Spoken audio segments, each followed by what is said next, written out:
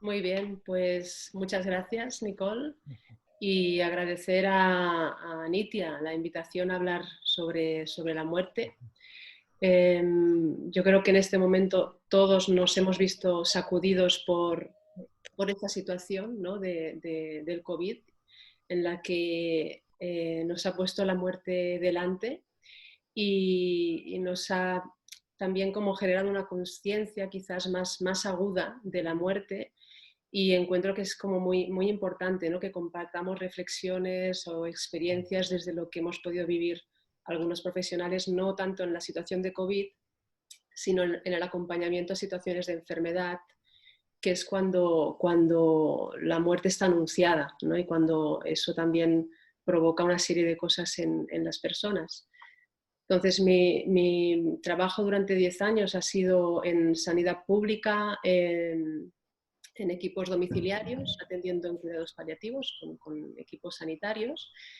Y sí que a mí siempre una cosa que me asombraba es que cuando había personas que me preguntaban sobre mi trabajo, algunas personas la reacción inmediata era, uff, qué difícil, ¿no? La muerte, ¿no? ¿Cómo te metes ahí? ¿Qué sentido tiene eso? ¿Qué es lo que les puedes decir? ¿Qué puedes contar en una situación así tan delicada?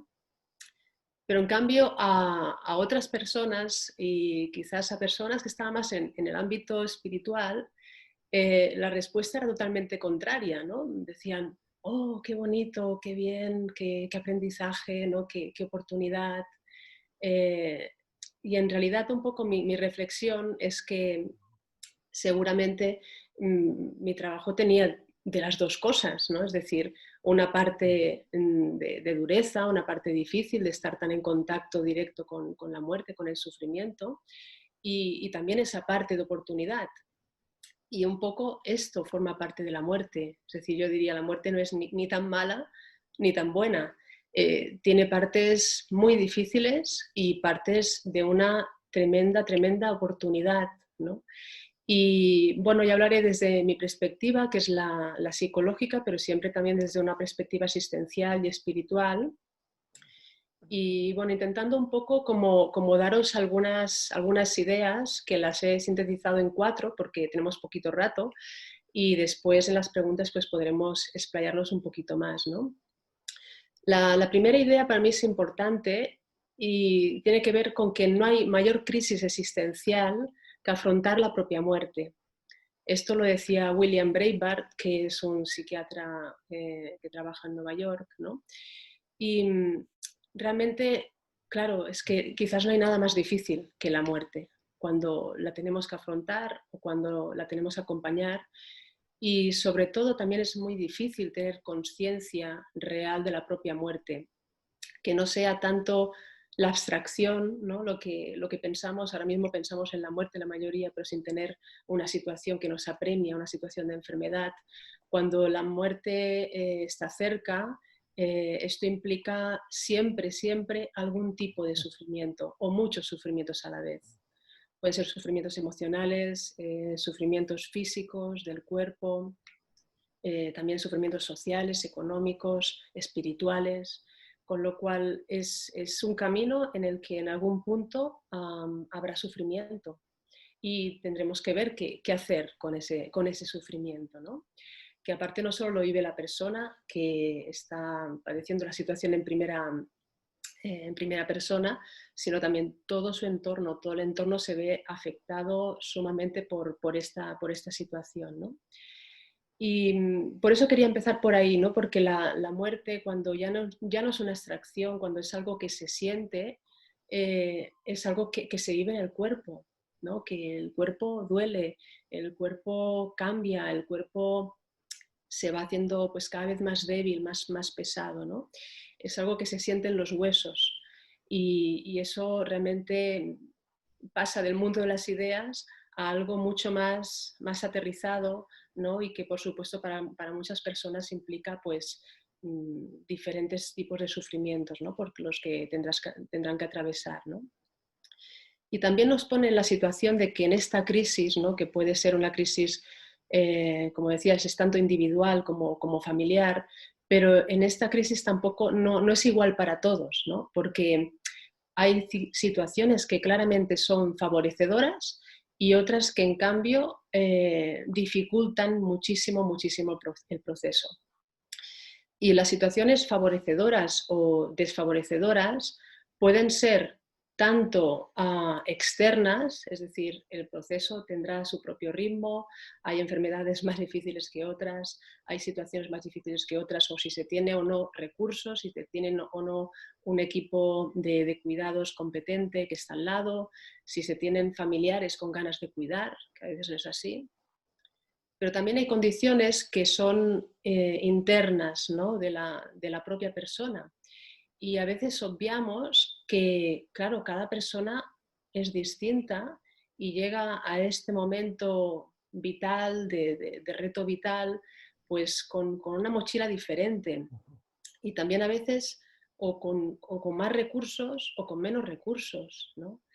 Cada uno tiene en su historia heridas, cosas que han hecho mella en su persona, cosas que a lo mejor no le ayudan como a confiar, ¿no? En el proceso o en las personas. Entonces, es importante tener mucho esta perspectiva, ¿no? Que la persona llega con toda su historia detrás a este momento, al momento de la enfermedad, ¿no? Y después al momento de la muerte, y que según cómo haya sido su bagaje, también eso influirá, por supuesto, en cuanto a los recursos que pueda tener para afrontar una situación tan y tan difícil, ¿no? La segunda idea que quería compartir es que uno muere como puede, no tanto como quiere. Seguramente hay personas que si están en un nivel de evolución tienen más capacidad de decisión, pero la mayoría de personas no podemos saber las circunstancias, ni la manera, ni el momento, ni tampoco, a veces podemos tener una voluntad, pero quizás no se podrá cumplir, ¿no? Y, y creo que esto también a veces conlleva un peligro, que es el peligro de los desajustes, ¿no? Estos desajustes para mí tienen que ver también con algo que se puede producir cuando una persona sigue un camino espiritual, porque muchas veces puede haber como una comprensión muy amplia, una comprensión muy completa o una indagación espiritual muy completa y como muy válida para la persona, pero a veces esto no está en consonancia con lo que está viviendo a nivel de personalidad, su propia personalidad, ¿no? Y quizás entiende la muerte como este momento, ¿no? de transición última, que puede ser un momento, ¿no? de oportunidad de iluminación o de tener vislumbres, pero por otro lado, estar con su propia personalidad en un momento en el que se puede sentir como encallado y que no está del todo en consonancia con sus ideas espirituales, ¿no? Y esto a veces genera mucho sufrimiento, porque es como que la personalidad va por un lado y la creencia, ¿no? O incluso o el self espiritual va por otro, ¿no? Y a veces ese desajuste también se puede expresar, por ejemplo, con una idea, ¿no? Un ideal de lo que a mí me gustaría, de cómo yo quisiera que fuera mi forma de afrontar la enfermedad o mi forma de afrontar la muerte, y que a veces lo que me gustaría pues no va de la mano de lo que realmente es, ¿no? Y ese desajuste también acaba provocando mucho sufrimiento, ¿no? Y os contaré aquí, por ejemplo, un testimonio, ¿no? de una persona que acompañé hace muchos años, que era una persona muy religiosa, que realmente la acompañaron muchísimo sus creencias, que además sus propias creencias le dieron como un sustento tan grande que pudo hacer todo un trabajo de legado hacia sus hijos, hacia sus nietos, dejó todo un documento muy elaborado y realmente hizo muchos pasos en cuanto a asumir la muerte desde sus creencias, desde su forma de vivirlo, y le ayudó muchísimo, pero se encontró que estuvo durante, yo creo que una semana y media, totalmente encamada, en una situación en que estaba a punto de morir, pero no moría. y era una persona que tenía súper asumida, muy asumida la muerte, estaba muy preparada, ya lo tenía todo hecho, ya decía, ya lo tengo todo hecho, ¿cómo es que no me muero? ¿No? ¿Cómo es que no acaba de dar, que no se produce este paso? ¿No? Y recuerdo mucho, ¿no?, que me decía, es que chiquilla, no sé cómo es tan difícil morirse, cómo puede ser tan difícil morirse. Entonces, para mí también es como esta enseñanza de que en realidad, aunque hagamos lo mejor, nunca sabemos lo que va a deparar el proceso, que no sabemos por qué, si nos va a hacer pasar, ¿no?, por algún triángulo, ¿no?, por algún túnel difícil antes de la muerte, y que, bueno, tenemos que ver qué actitud tenemos con eso, ¿no?, con lo que aparece y que no estaba en nuestros planes.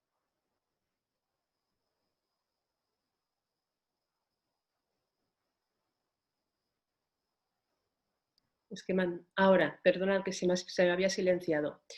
Con lo que decía, ¿no?, con lo que aparece y no estaba en nuestros planes, ¿no?, con lo que teníamos pensado y quizás después no resulta.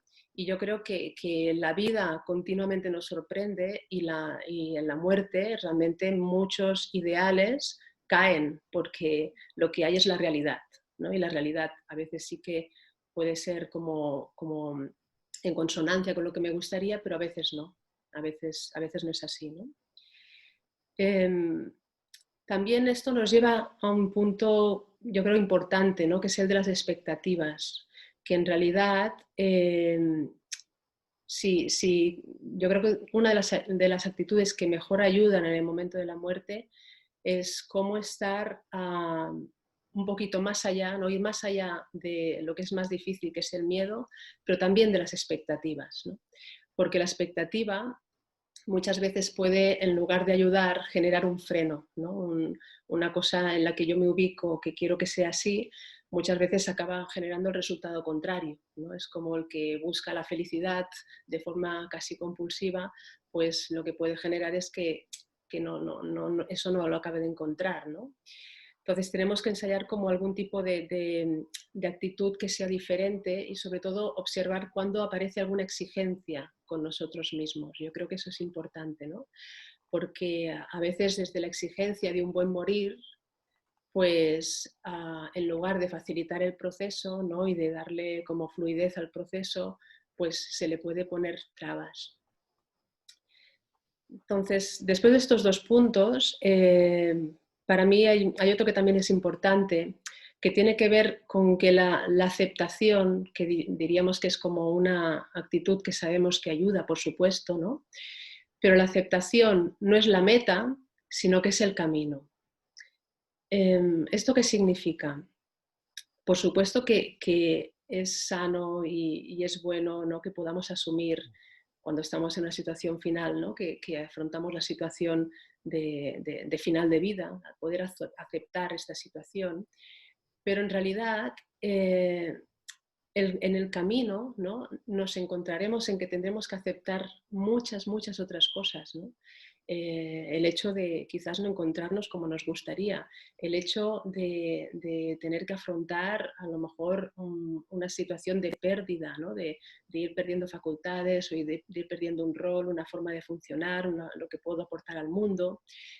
Y es como que todas estas pequeñas cosas que son muy grandes, ¿no?, también es el camino de aceptación, porque hay personas que a lo mejor dicen, sí, yo acepto que me estoy muriendo, pero en cambio, ¿cuánto cuesta, ¿no?, aceptar que se está pasando por esa situación que provoca sufrimiento, ¿no?, y que a veces uno no quiere asumir, ¿no? Entonces, la aceptación no como un final, ¿no?, sino como un camino a realizar, que yo creo que es nuestro mayor reto en la vida, ¿no?, y también nuestro mayor reto en la muerte, que es cómo estar un poco en lo que se está viviendo, ¿no?, en lo que se está viviendo en cada momento, ¿no? Y también yo creo que la aceptación a veces se puede dar a diferentes niveles y a veces tenemos una aceptación más cognitiva, ¿no? La cabeza dice, ¿no?, yo acepto esta situación, pero a veces esto no es del todo sentido porque para llegar allí necesitamos todo un proceso emocional. Y os pondré un breve ejemplo. Una vez cuando estaba en los equipos domiciliarios, pues la primera visita que hice a una chica que tendría 43 años, muy joven, que tenía 3 hijos, lo primero que me dijo al entrar es que ella quería dejar unas cartas para sus hijos, ¿no? Y lo primero que explicó es que ella aceptaba su situación, que la asumía completamente y que de alguna manera pues aceptaba que su vida había sido así, ¿no? Y de alguna manera lo que veíamos, ¿no? El equipo es como que era una aceptación desde la cabeza cognitiva que la preservaba un poco de conectar con todo el dolor que suponía dejar a sus hijos. Y la verdad que fue bonito el proceso porque desde esta parte como más defensiva, que decíamos como más cognitiva, pudo hacer este trabajo, ¿no? Este trabajo que quería hacer con sus hijos, de hablar con ellos, de poder hacer una despedida. Y solo en algún momento en el final es como que se permitió como contactar con su parte de dolor. Estaba tan enfocada al dolor de los hijos que su manera de ayudarles era: asumo esta situación, doy lo mejor para ellos y mi sufrimiento lo dejo a un lado, ¿no? Y bueno, pues es un tipo de aceptación, ¿no? Pero a veces lo que vemos que se produce cuando la aceptación es real, es integrada, es que necesita todo un proceso de traspasar el sufrimiento, ¿no? No de, digamos, de buscar atajos o de saltar ese sufrimiento, sino de atravesarlo realmente, ¿no? Y eso, por supuesto, que es difícil y que a veces necesita acompañamiento, ¿no? En realidad, ¿no? Si pudiéramos definir de alguna manera la palabra aceptación o lo que es la actitud de la aceptación, es en ese momento en que yo ya no me resisto, ¿no? No me resisto a lo que está pasando. Y para llegar allí, aunque sea con una sola pérdida que he tenido, por ejemplo, que ya no puedo hacer, ir a buscar a mis nietos como antes hacía, para llegar a ese punto de que ya no me resisto y que lo asumo, muchas veces tenemos que pasar primero por la rabia, por la tristeza, por la desesperanza, por la desazón, hasta que en algún punto lo soltamos y quizás lo aceptamos. Quizás habrá personas que no lo aceptarán, ¿no? Pero creo que es importante este punto, ¿no? Y que cuando realmente la aceptación es real, ¿no? Como decía la filósofa Mónica Caballé, la serenidad es el aroma de esta verdadera aceptación, ¿no? Entonces, como que bajan los nervios, bajan la ansiedad y se produce algo diferente porque ya no hay resistencia con lo que está emergiendo, con lo que es, ¿no? Para mí la aceptación sería este punto como de poder acoger, ¿no? Lo que sea que aparezca, aunque no me guste, aunque no sea agradable, aunque sea difícil. Y en esto yo la verdad que creo que tuve un maestro impresionante, ¿no? Porque en- estuve con un chico que era así muy joven y tenía una discapacidad mental, ¿no? Y recuerdo que además era súper luchador con la enfermedad, es decir, como que eran de esos que fue a tope, ¿no? A hacer todo lo máximo que podía, pero que supo muy bien discernir cuándo era el punto de dejarse ir, ¿no? Y ese punto es muy importante. Y este chico recuerdo que estaba un día en su casa, ¿no? Y realmente él sabía que se estaba muriendo y tener la discapacidad bastante importante a nivel intelectual, lo asumía, dejó ir la lucha y pudo como relajarse en eso. Y yo me acuerdo que le pregunté, ¿no? ¿Y cómo lo consigues esto? ¿Cómo puedes estar tan tranquilo con esto que estás viviendo, ¿no? Y él me dijo, es que simplemente dejo que pase lo que tiene que pasar. Y para mí fue tan lúcido, tan claro, ¿no? Y es algo que nos cuesta tanto, porque en la vida tenemos tantas resistencias a lo que emerge en cada momento y creo que esta es pues siempre la enseñanza, ¿no? El aprendizaje, cómo ir acogiendo lo que emerge, tanto en mí interno, lo que pasa en mi vida y podernos acompañar desde ahí. También respetándonos en el proceso que implica dolor, ¿no? Cuando algo nos duele, cuando algo es difícil de vivir, ¿no? Entonces, la cuarta idea, ¿no?, que quería transmitir es que el trabajo espiritual es aquí y ahora. Es decir, que por supuesto que nos ayudan las prácticas, la meditación, pero qué importante es buscar la coherencia interna e integrar todo eso en nuestra vida diaria, en nuestras relaciones, porque lo que va a emerger en el final de la vida, cuando estemos al final, va a ser nuestra verdad. Y nuestra verdad es nuestro ser interno, pero también cómo nos hemos movido en la realidad, cómo han sido nuestras relaciones. Y aquí la gran maestra que fue Kubler-Ross, ¿no?, que fue la primera médico que se puso al lado de los moribundos, ella siempre decía de que la verdadera espiritualidad está en tomar atención en tus asuntos pendientes. Es decir, qué hay en tu vida que no está resuelto, qué heridas tienes que todavía te escuecen, qué relaciones o qué pasa en algunas relaciones que si ahora murieras te arrepentirías. Entonces, es muy importante que ese trabajo espiritual sea aquí y ahora en nuestras vivencias, en lo que nos sucede, en cómo nos relacionamos, porque el trabajo es, digamos, cómo ir transparentando desde mi punto de vista, ¿no? Cómo ir haciendo cada vez más transparente nuestra personalidad, ¿no? Poniéndonos más en coherencia con nuestra parte espiritual, ¿no? Con nuestra naturaleza interna. Y esa transparencia se consigue trabajando el aquí y ahora, no solo practicando, ¿no? No solo meditando, sino también el trabajar lo que de alguna manera para mí es un dolor, ¿no? Entonces, bueno, yo creo que ese es el punto más importante, ¿no? Como un aspecto que también creo que es importante recordar es cómo no, si estoy en esta consciencia, cómo no acumular más arrepentimiento, ¿no? Que esto también lo decía un psicólogo existencialista, ¿no? Cómo poder vivir de una manera que a mí me ayude a estar más en paz conmigo misma, ¿no? Conmigo mismo. Ya voy acabando, ¿no? Pero un poco lo que os quería transmitir era eso, ¿no? Que tenemos que buscar esta espiritualidad que más que suprimir nos ayude a conectar con todo lo emocional, ¿no? Que también hay un proceso psicológico aquí a hacer siempre y que este proceso psicológico nos ayuda a estar más alineados y más en sintonía bueno, para tener esa amplitud, ¿no? y esa capacidad, ¿no?, de poder estar en aceptación el máximo posible, ¿no?